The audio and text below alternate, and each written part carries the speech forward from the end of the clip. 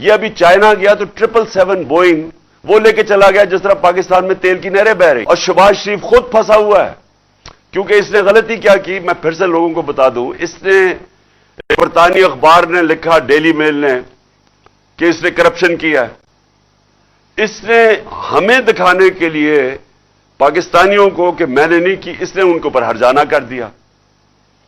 اس نے بجائے ڈرنے کے، وہ ڈیلی میل نے باقاعدہ بتا دیا کہ تم نے یہ چیزیں تمہارے خاندان نے چوری کیا ہوا ہے۔ اس نے سمجھا کہ اچھا یہ جب آگے بڑھے، اس نے تو صرف شو کے لیے کیا تھا، وہ اب لندن میں کیس لگ گیا ہے، 2 دفعہ یہ گیا نہیں، اب تیسری دفعہ جج نے اس کو بلا لیا ہے، 1 کروڑ 1.5 کروڑ روپے کا فائن ہو گیا اس کے اوپر۔ تو یہ بیٹھ کے جو کہ اب لندن کے اندر اس نے ڈیلی میل میں باقاعدہ بتایا کہ انہوں نے کس طرح کی کرپشن کیا ہے، یہ لوگ اس ملک کے مستقبل کا فیصلہ کر رہے ہیں۔ یہ بیٹھ کے فیصلہ کر رہے ہیں کہ آرمی چیف کون بنے گا، یعنی وہ لوگ جنہوں نے زندگی میں کوئی دیانتداری سے آج تک فیصلہ نہیں کیا، ایک آدمی میرٹ پہ نہیں رکھا، ان کے خاندان سب سے پہلے آتا ہے پھر میرٹ آتی ہے، انہوں نے وہ لوگوں کو اوپر لے کے آئے ہیں آج تک جن کو یہ رشوت دے سکیں، جن کو منہ بند کروا سکیں۔ عہدوں کے اوپر دیکھیں، بڑے بڑے عہدوں کے اوپر یہ کون بٹھاتے ہیں، میرٹ پہ نہیں لوگ آتے ہیں، جنہوں نے میرٹ پہ کوئی کام ہی نہیں کیا، اور مقصد صرف ایک ہوتا ہے کہ ہمارے چوری کا پیسہ بچے گا کیسے، اور چوری ہم کریں گے تو روکے گا کون کیسے، وہ لوگ بٹھاتے ہیں۔ اب یہ پاکستان کے آرمی چیف کا فیصلہ کر رہا ہے لندن میں بیٹھ کے، اور یہ فیصلہ کر رہا ہے کہ کیونکہ الیکشن ہم جیت نہیں سکتے لہذا ہم نے الیکشن نہیں کروانا، باڑ میں جائے پاکستان، ملک کی معیشت نیچے جائے، جو بھی ملک ہو جائے، ان کو کوئی فرق نہیں ہے کیونکہ لندن میں بیٹھا ہوا ہے، پیسے اس کے لندن میں ہیں، جب مشکل پڑتی ہے لندن بھاگ جاتا ہے، ساری فیملی لندن بھاگ جاتی ہے۔ ان کے لیے سب سے بڑا عذاب ہوتا ہے کہ ہمیں ای سی ایل پہ ڈال دیا۔ میں ان کو کہتا ہوں کہ مجھے ای سی ایل پہ ڈالو، مجھے کیوں نہیں ای سی ایل پہ ڈال، کیونکہ میں نے باہر جانا ہی نہیں ہے، میرے باہر پراپرٹیز نہیں ہے، میری کوئی باہر بینک اکاؤنٹس نہیں ہے، مجھے کیا فرق پڑتا ہے ای سی ایل میں ڈال۔ ان کے لیے عذاب ہو جاتا ہے، شاپنگ ادھر کرنی ہے، علاج ادھر کرنی ہے، عیدیں ادھر بنانی ہے، اور بزنسز ادھر کرنی ہے، انویسٹ ادھر کرنا ہے، اور ادھر پاکستانیوں کہہ رہے ہیں کہ پاکستان پیسہ بھیجو، اپنا سارا پیسہ باہر رکھا ہوا ہے۔ تو یہ سب سے پہلے لانگ مارچ کا یہ بھی مقصد ہے کہ قوم کو ہم جگائیں کہ ہو کیا رہا ہے ہماری قوم کے ساتھ۔ دیکھیں، ملک سمجھ جائیں، یہ پاکستان ملک 22 کروڑ کا ہے، اس کی 68% آبادی 28 سال کی عمر سے کم ہے۔ اگر ہم نے ان لوگوں کو صحیح آئینی طور طریقہ نہ سکھایا احتجاج کا، یہ سری لنکا کی طرف نکل جائیں گے، کیونکہ نوجوان تو اب سمجھ بیٹھا ہے، سوشل میڈیا پہ نوجوان آ گیا ہے، جتنا مرضی آپ میڈیا کو بند کریں، جتنے مرضی پابندیاں لگائیں، جتنا مرضی ڈرائیں ان صحافیوں کو، سوشل میڈیا تو چل رہا ہے، اور نوجوان سارا سوشل میڈیا پہ ہے، اور ان میں شعور آ چکا ہے، اور وہ دیکھ رہے ہیں تماشا کیا ہو رہا ہے پاکستان سے۔ شکر کریں کہ ہم لانگ مارچ اور آئین کے بیچ میں رہتے ہوئے ہم اپنے سارا یہ جو اس عوام کا غصہ ہے وہ ہم اس طرح لے کے جا رہے ہیں، پرامن احتجاج پہ لے کے جا رہے ہیں۔ شکر کرنا چاہیے، 7 مہینے سے بار بار عوام آپ کو بتا رہی ہے، ساری قوم کو، کہ عوام نے یہ جو چوروں کو ہمارے اوپر مسلط کیا سازش کے تحت، قوم ان کو مسترد کر بیٹھی ہے۔ الیکشن میں یہ بتاتے ہیں، جو با الیکشن ہوتا ہے اس میں وہ بتاتے ہیں، جو جلسے ہیں کبھی ایسے ہوئے ہی نہیں ہیں، مارچ میں جب پبلک نکلی وہ بتا رہی ہے۔ سمجھا تھا کہ میرے بغیر کوئی نکلے گا نہیں، لانگ مارچ میں دیکھ لیں پبلک نکل رہی ہے، تو پبلک تو بتا رہی ہے کہ ہم یہ جو آپ نے سمجھا ہمیں بھیڑ بکریوں کی طرح، یہ بھیڑ بکری شعور والے لوگ ہیں، اور یہ آپ کو ایک سگنل دے رہے ہیں۔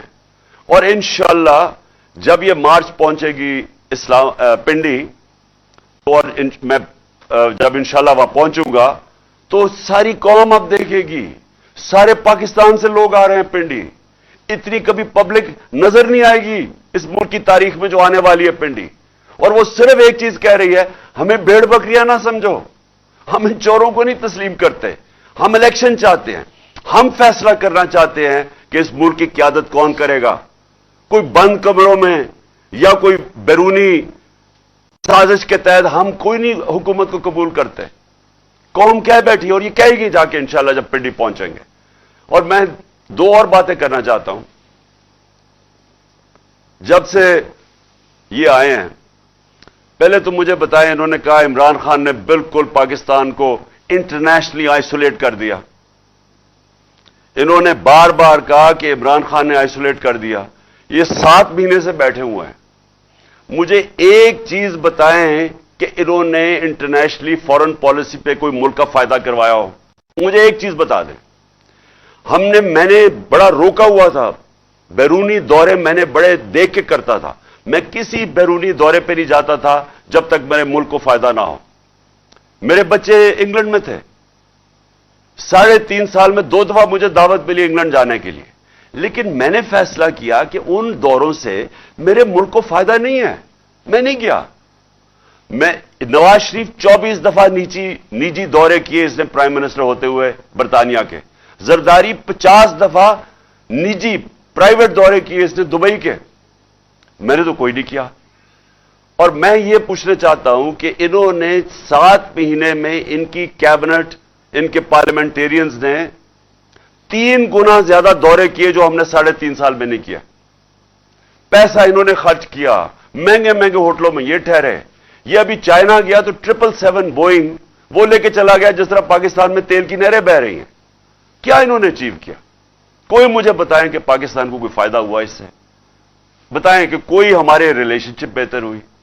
बल्कि मैं आज आपको कह रहा हूं, पाकिस्तान का वकार दुनिया में नीचे गया। हमारे दौर में हमने इस्लामोफोबिया, जो दुनिया के अंदर इस्लाम के खिलाफ जो एक पूरी मुहिम है, हमने उठाई थी, पाकिस्तान ने उठाई थी। यूनाइटेड नेशंस में, OIC के अंदर दुनिया एक्नॉलेज करती थी, मुसलमान दुनिया के, पाकिस्तान एक खड़ा हुआ उसके लिए। हमने, मेरा सारा जो हमारी बाकी मुल्क से ताल्लुकात थे, वो ये नहीं कि मैं किसी से कोई लड़ाई करना चाहता था, मैं खुददार पॉलिसी चाहता था, आजाद फॉरेन पॉलिसी चाहता था। मैं वो फॉरेन पॉलिसी के ऊपर काम कर रहा था जिससे, जो पाकिस्तानियों के मफादात के लिए हो। मैं कोई किसी के सामने कोई झुक के और पैर पकड़ के मैं वो फॉरेन पॉलिसी नहीं चाहता।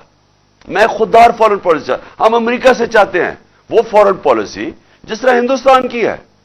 हिंदुस्तान के अमेरिका से ताल्लुकात हैं, लेकिन बड़ी खुददारी है उनके अंदर। वो अपने लोगों के मुफादात के लिए खड़े होते हैं। हमें वो बताया, जिस तरह माजी में वॉर ऑन टेरर में मैं किसी की गुलामी कभी नहीं कबूल कर सकता।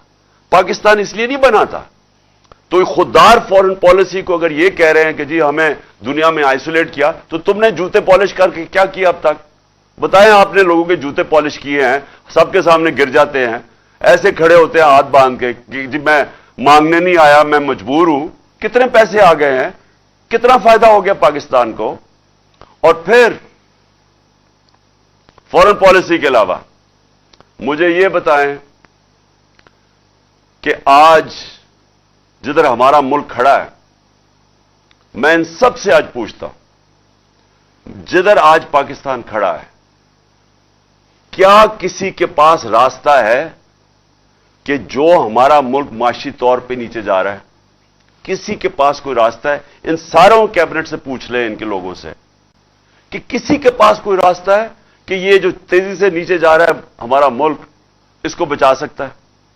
हमारे जो बिजनेस कम्युनिटी है, 88% बिजनेसमैन ने कहा है कि हमें पाकिस्तान गलत रास्ते पे जा रहा है। यानी बिजनेस कम्युनिटी का, उनका कोई उनके एतमाद नहीं है हुकूमत के ऊपर।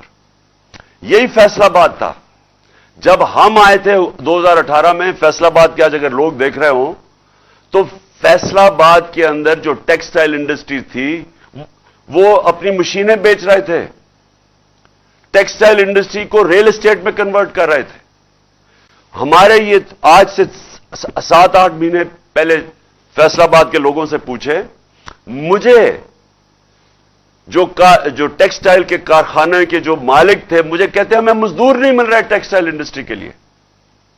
جو ٹیکسٹائل کی سیلز ہوئی پاکستان کی تاریخ کے ریکارڈ ٹوٹ گئے تھے. اور پھر سے جو لارج اسکیل مینوفیکچرنگ